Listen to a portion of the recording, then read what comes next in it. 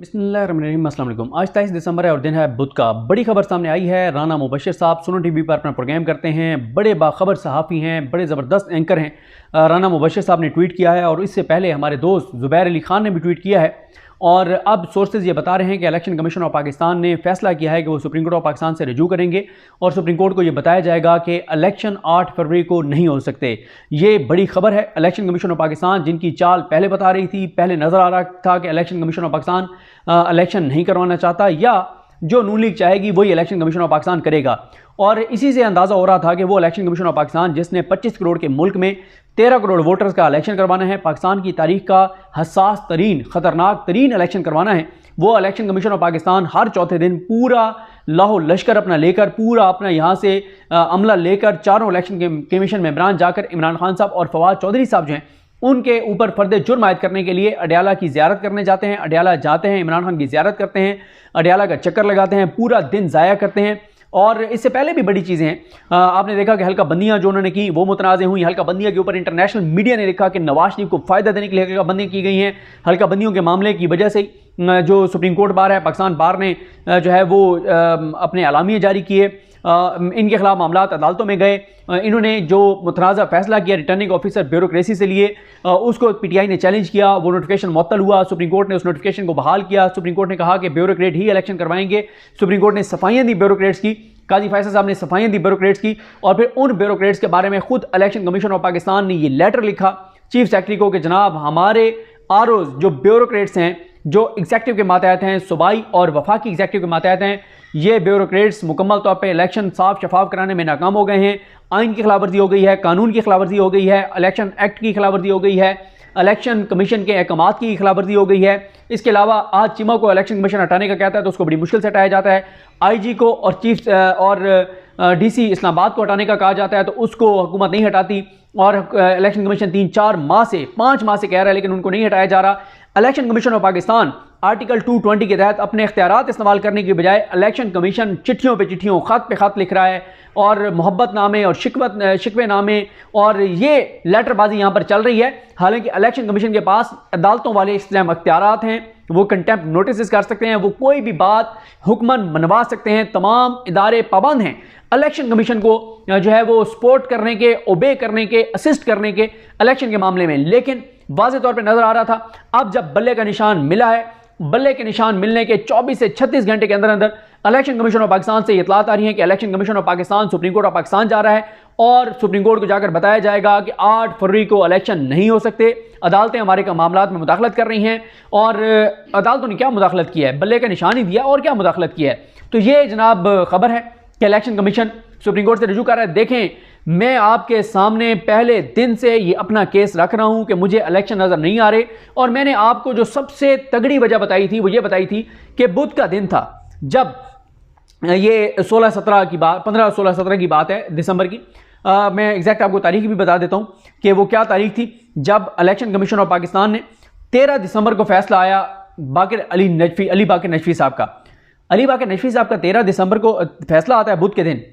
जुमेरात को election commission supreme court नहीं जाता, जुमे को सुप्रीम कोर्ट नहीं जाता, हाई कोर्ट नहीं जाते, हाई कोर्ट को जाके ये नहीं कहते कि अर्जेंसी है। फिर Supreme Court chief justice Pakistan Qazi Faisal साहब खुद बुलाते हैं चीफ इलेक्शन कमिश्नर को, बुला के ज़बरदस्ती उनसे पिटीशन करवाते हैं।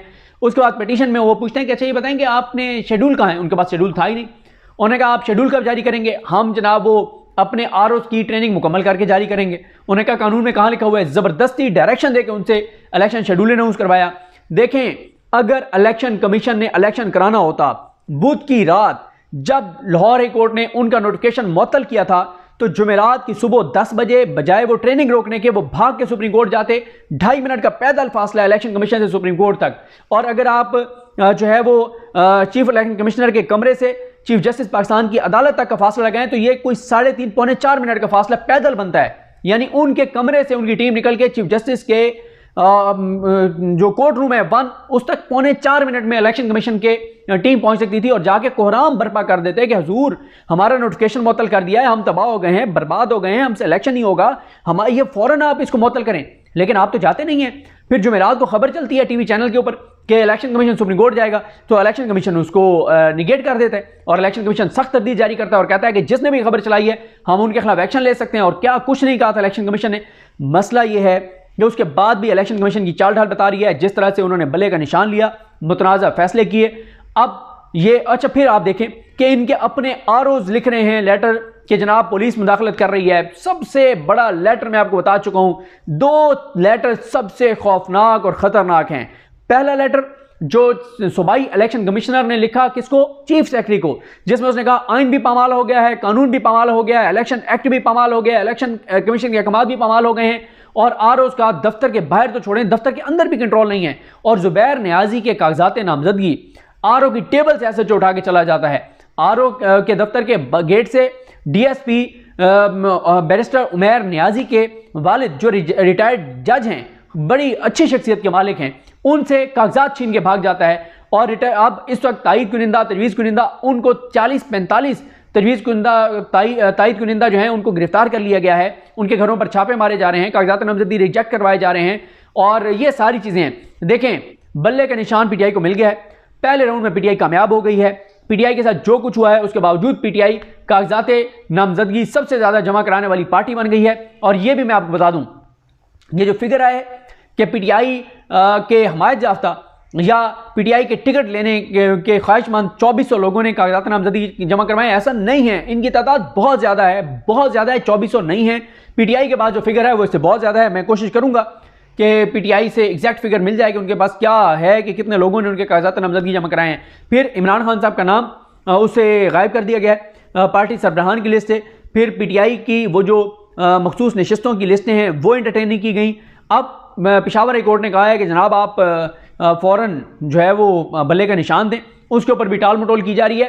तो ये इलेक्शन कमीशन की चाल ढाल नहीं बता रही थी पहले भी कि ये इलेक्शन कराना चाहते हैं। और अब जब ग्राउंड के ऊपर बच्चे को पता है, हर पाकिस्तानी को पता है कि आप पुलिस को कहें कि बंदूकें लेकर खड़ी हो जाए और कहे कि जो बल्ले के ऊपर ठप्पा लगाएगा उसको हम गोली मार देंगे, फिर भी लोगों ने नहीं रुकना। या वो कहें कि शेर पे निशान लगाओ वरना गोली मार देंगे, फिर भी पुलिस की किसी ने बात नहीं मानी। लोगों ने कहना कि गोली मार दो, लेकिन शेर के ऊपर हम ठप्पा नहीं लगा सकते। जो इस मुल्क की तबाही और बर्बादी नून लीग ने 18 माह में की है, उसके बाद कोई भी पाकिस्तानी जिसके अंदर एहसास है कि मुल्क को तबाह करने वाले कौन लोग हैं, तो वो शेर के ऊपर तो निशान नहीं लगा सकते। तो इसलिए इनको पता है कि 70-80% लोग इस वक्त कहाँ पे खड़े हैं। नवाज शरीफ की मुखालफत है, नफरत है और सूरत हाल बहुत गंभीर है। और सारी इन चीज़ों में जो है वो अब आपने देख लिया, सिकंदर तो राजा साहब खुद डिफाल्टर निकल आए हैं। ये चीज़ें, हालात, मामलात बहुत गंभीर हैं, ख़राब हैं। नून लीग के लिए किसी तरह से कोई गुंजाइश नहीं है ग्राउंड के ऊपर, इसलिए इलेक्शन मुलतवी होने जा रहे हैं। इलेक्शन कमीशन जा रहा है। राना मुबशिर साहब ने ये खबर दी है और राना मुबशिर साहब से पहले मोहम्मद ज़ुबैर जो है, ज़ुबैर अली खान हमारे दोस्त जो हैं, उन्होंने भी जो है वो ट्वीट किया और उन्होंने भी बताया है कि election commission supreme court of Pakistan जा रहा है। अब अगला हफ्ता जो है वो बड़ा इंपॉर्टेंट होगा क्योंकि 13 जनवरी फाइनल लिस्ट जारी करने की और साथ ही जो निशान अलर्ट करने की तारीख है, 13 जनवरी फाइनल डेट है। उसके बाद तो फिर गुंजाइश नहीं रहेगी। तो इससे पहले इलेक्शन कमीशन का देखें ना, हल्का बंदियां कलदम हुई कुछ अदालतों से, उसको चैलेंज ही नहीं किया था इलेक्शन कमीशन ने, हाथ पे हाथ रख के बैठे रहे।